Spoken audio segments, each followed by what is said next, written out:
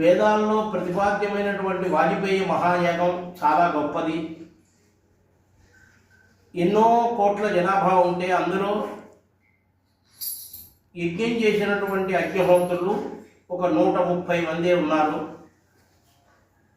ఆ 130 మందిలో కూడా వాజపేయి యాగం చేసేవాడు చాలా తక్కువ.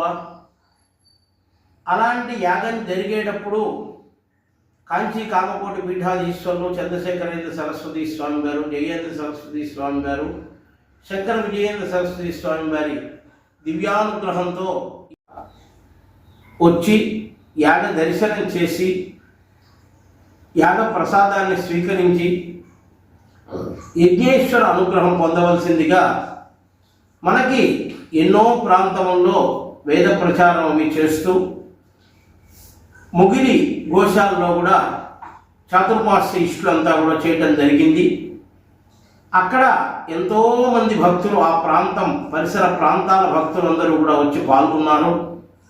అందరూ కూడా ఈ వాజపేయి యాగ దర్శనం చేసి, వాజపేయి యాగం అనేది బ్రహ్మప్రాప్తి అందరికీ కూడా జరుగుతుంది. అందరూ కూడా ఈ యాగాన్ని దర్శనం చేసి తణుకు దగ్గర పాలంగి అనేటటువంటి ఒక గ్రామం, చిన్న తణుకు నుంచి ఒక 2 కిలోమీటర్లు ఉంటుంది.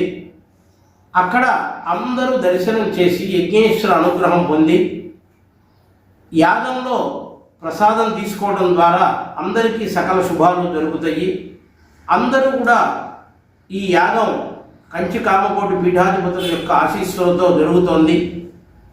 శృంగేరి పీఠాధిపతులు, అట్లాగే మంత్రాలయ పీఠాధిపతులు గణపతి సచ్చిదానంద స్వామి వారు, శృంగేరి భారతీ తీర్థస్వామి వారు, విధుశేఖర భారతీ స్వామి వారి ఆశీస్సులు కూడా ఈ యాగానికి లభించాయి.